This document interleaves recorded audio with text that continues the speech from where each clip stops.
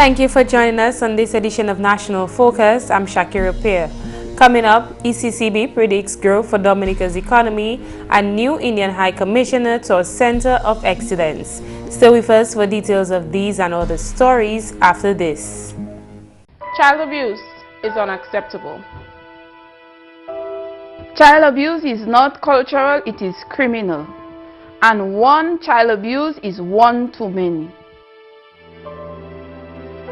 For more information on child abuse or to report suspected cases on child abuse, contact the Social Welfare Division on 33 Great Marlborough Street or call 266-3020 or 266-3080.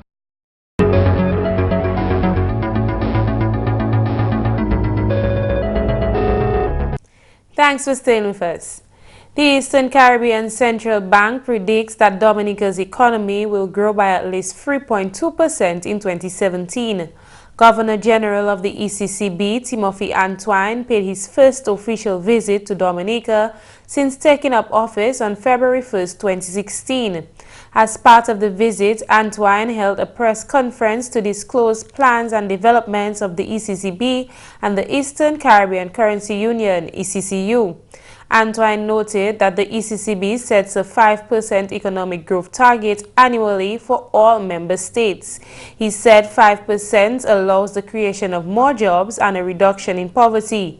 The Governor General explained Dominica's economic status for 2015 following the passage of Tropical Storm Erica. In Dominica actually contracted by 2.5%. But you know what? Before Erica, we were going to grow by, 2.8%. After Erica, the economy declined overall by 2.5%. That's the power of a natural disaster. So that is the reason why Dominica declined in 2015. He revealed that last year's economic growth stood at 1.7%, but advised that the percentage may vary when additional data is collected now that the year has ended. Antoine stated that the economic growth for Dominica is expected to be even higher for the years 2017 and 2018. For 2017 and 18, Ms. Harris, we expect 3.2%. So the projection at this stage that the Dominican economy will grow by 3.2% this year and again by 3.2% next year. And we believe, based on what we've seen so far, that it is quite possible that it can meet those projections. And of course, that's still not 5%, but it's moving in the right direction. It's getting higher. He says Dominicans should be optimistic as this growth will make a significant impact on the lives of citizens. I think you should be optimistic. Certainly what I have seen so far, I expect that there will be a pickup in the economy. There is certainly quite a bit of rebuilding that is expected. You know, it takes a while to ramp up and to do engineering. I know from my previous role, it takes a while to procure and so on, but certainly I would expect to see things pick up. And certainly, depending on what goes on in the US, that also could help. So we have to see how that goes. So I would say yes, be optimistic. In more news, officials from the Ministry of Science, Telecommunications and Technology escorted the new High Commissioner Designate of the Republic of India to Dominica on a tour of the Center of Excellence. After the tour, a short press conference was held to inform the local trainers and students of steps the government will take for the operation of the Center of Excellence. The contract for the Center of Excellence was signed between the Government of Dominica and the Republic of India on March 9, 2015. On July 3, 2016, the center was officially opened and the Train the Trainers program began. Honorable Minister for Science, Telecommunications and Technology, Kelvadaru, reiterated the extensive contribution of the Indian government to the center with the provision of hardware, software and instructors. The contribution that the Indian government has made to us is somewhere in the region of over $3 million. And that is a very, I must say, profound contribution that they have made towards the center.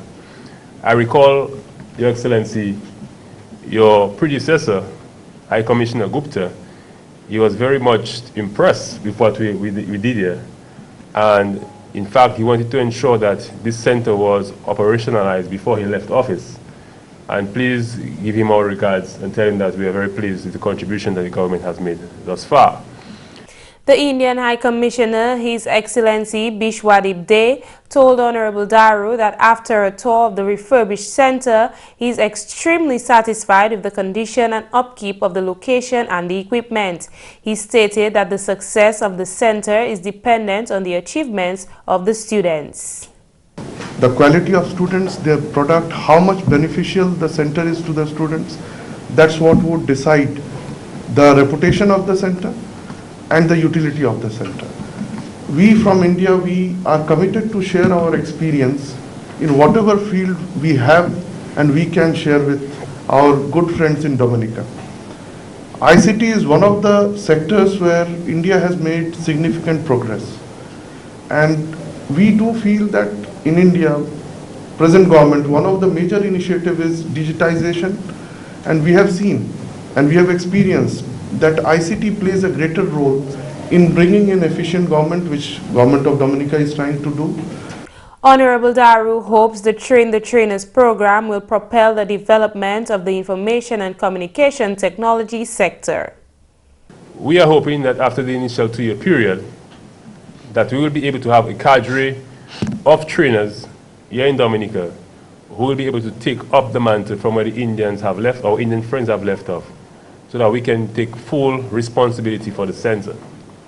All of the hardware and software that the Indian government has donated will be left here at the center, and we will also continue to recognize the certification, which is with an international agency, APTEC, and this certification will allow the individuals who are trained at the center to find employment anywhere within the region or within the world. Government's intention is to ensure that the individuals trained at the Center of Excellence will be able to find jobs and become successful entrepreneurs. That is why one of the programs that we have on stream in this financial year is the establishment of smart rural centers in the respective communities across the country. This initiative of smart rural centers will in fact allow individuals in various communities across the country to be able to tap into the Center of Excellence without having to travel to Roseau. So within these smart rural centers, whether it is in La Plaine, whether it is in Castle Bruce, whether it is in Campbell, in Grand Bay, in Vacas, wherever they may be located, persons within these respective communities would be able to go within that a localized area, and they'll be able to receive the tuition that is being done right here at the Center of Excellence. Honorable Daru revealed that the next plan of action once the Indian trainers have left will be to secure a director and instructors for the center. So far, 141 individuals have registered for classes at the center, and enrollment is expected to increase. The Center for Excellence is outfitted with 2 computer labs, each containing 36 computers, a library, an administrative block, a study room, and a central server room. Also, this news time, the Office of Disaster Management is now better equipped to handle the effects of natural disasters, to include landslides and flooding, thanks to a generous donation of equipment amounting to $670,000 from the United States government. On Thursday, during the official handing over ceremony, disaster management consultant Cecil Shillingford thanked the United States South Command for the Americas.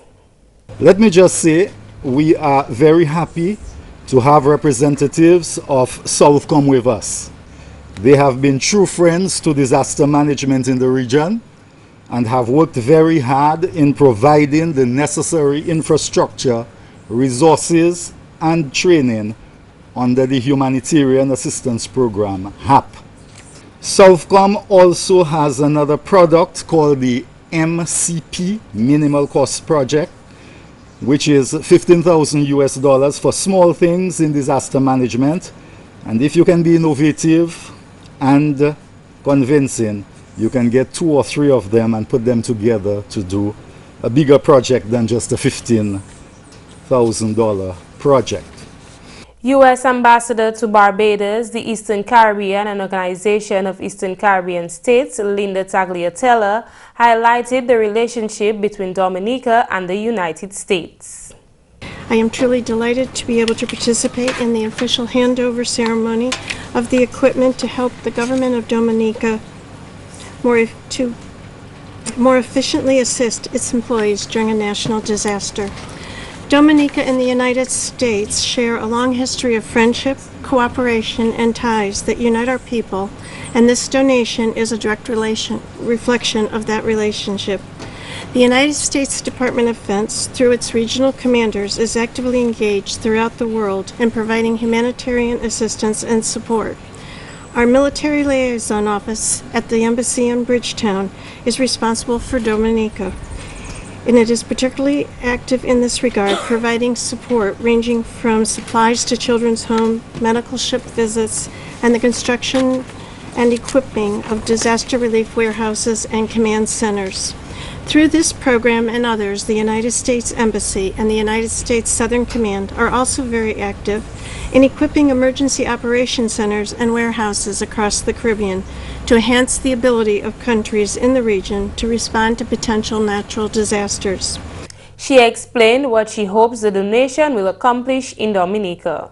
Today, I am pleased to offer Dominica 2 Bobcats that will allow the Office of Disaster Management to more quickly and effectively respond to future landslides. In addition, the new tower lights will permit operations to be conducted 24 hours a day, 7 days a week, thereby opening roads to communities much more quickly than in the past. The water pumps are designed to rapidly reduce flooding to low-lying areas and will also allow recovery operations to be conducted in an expedited manner.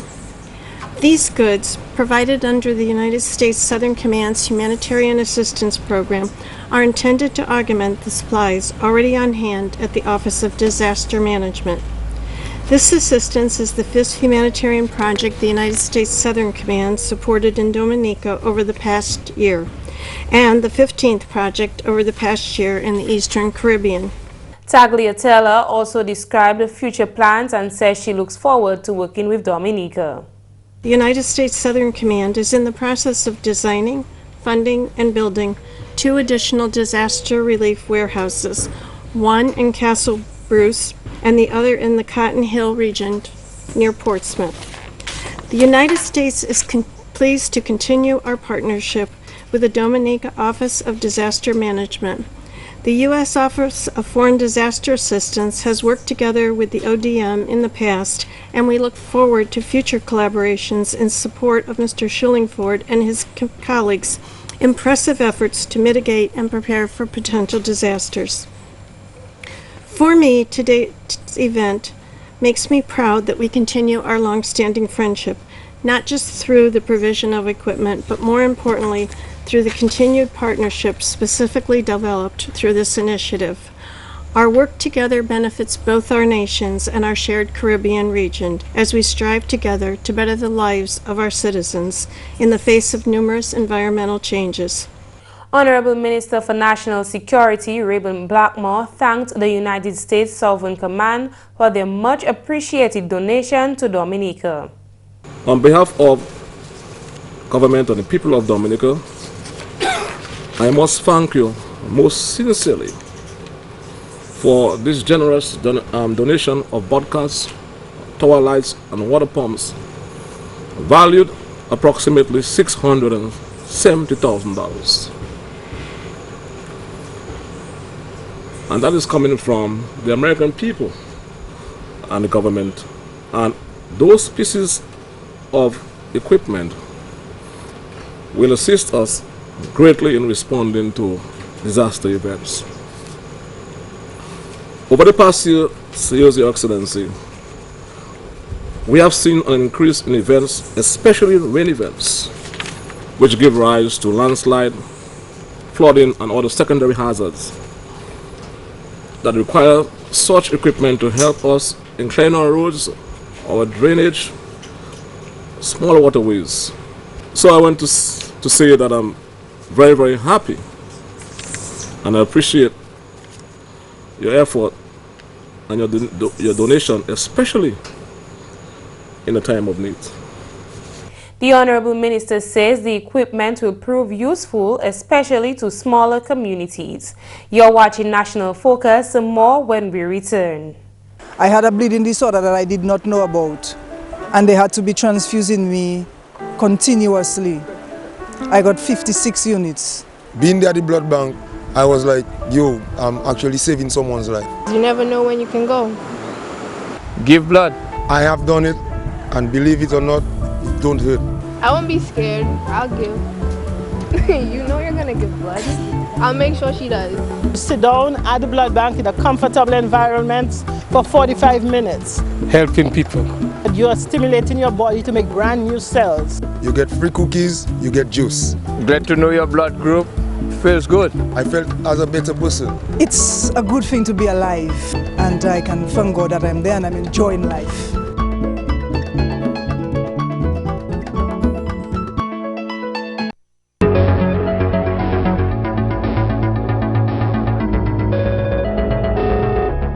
Welcome back. Officials from the tourism sector hope that the cruise ship Holland America MS New Amsterdam will return to Dominica's shore in the near future. On Tuesday, the ship made its first and only call to Dominica for the 2016-2017 cruise season at the Roseau cruise ship berth. At a ceremony to welcome the captain, crew and passengers, CEO of the Dominica Air and Seaport Authority, Benoit Badwell, informed the captain that Dominica anticipates increased calls from the ship after the positive feedback from guests.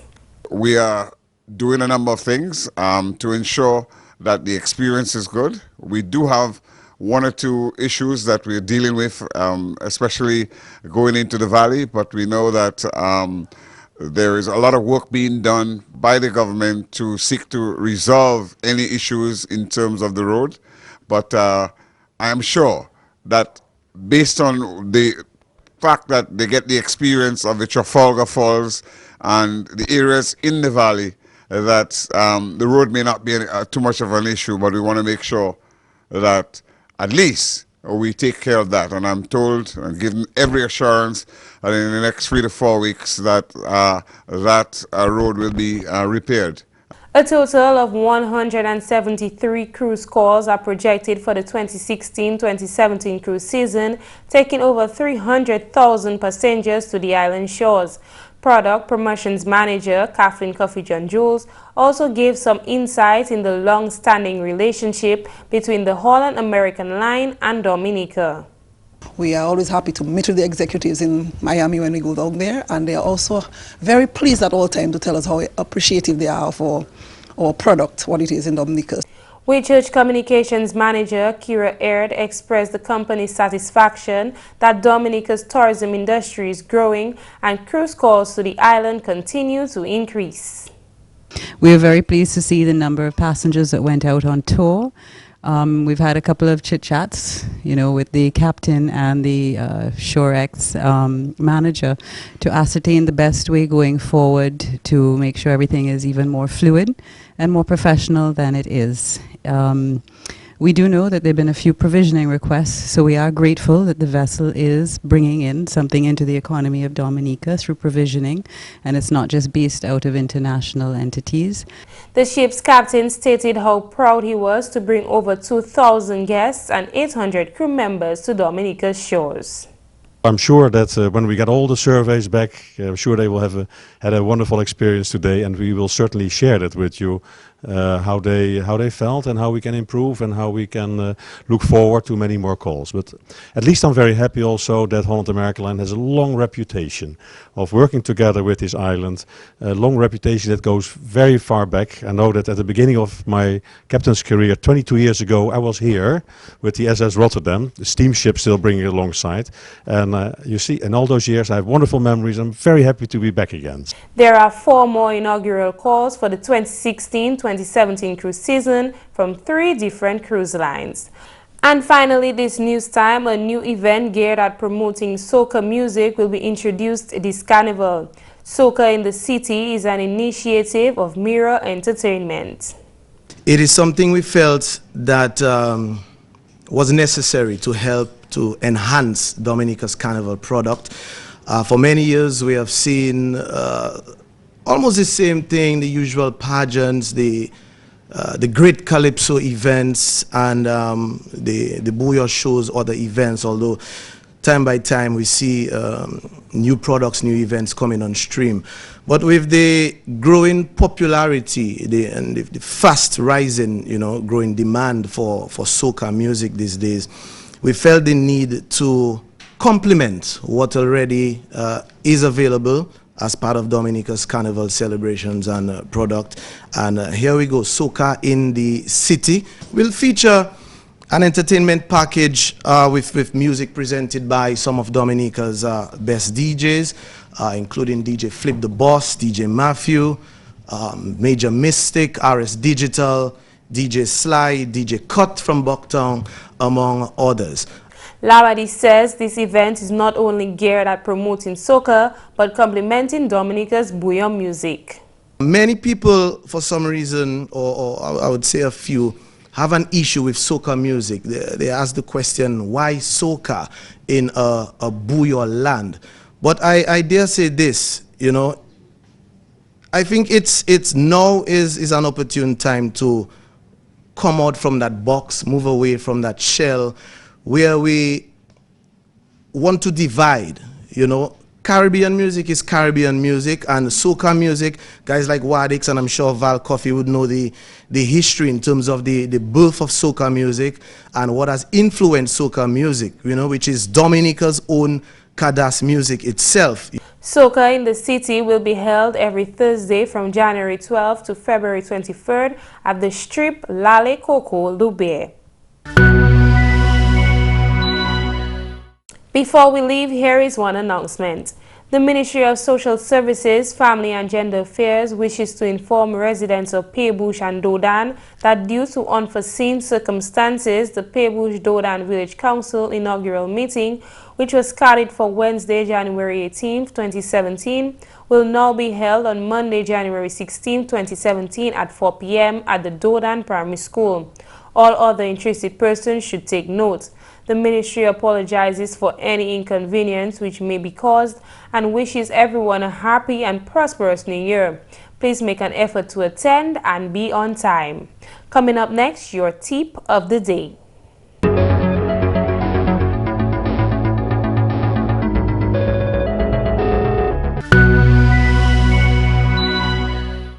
If you're constantly losing and regaining weight, a registered dietitian can help you develop sensible eating habits for successful weight management. Regular exercise is also important to maintaining a healthy weight.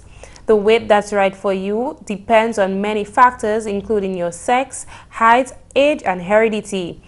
Excess body fat increases your chances for high blood pressure, heart disease, stroke, diabetes, some type of cancer, and other illnesses. That's all for this edition of National Focus. We always welcome your suggestions and comments.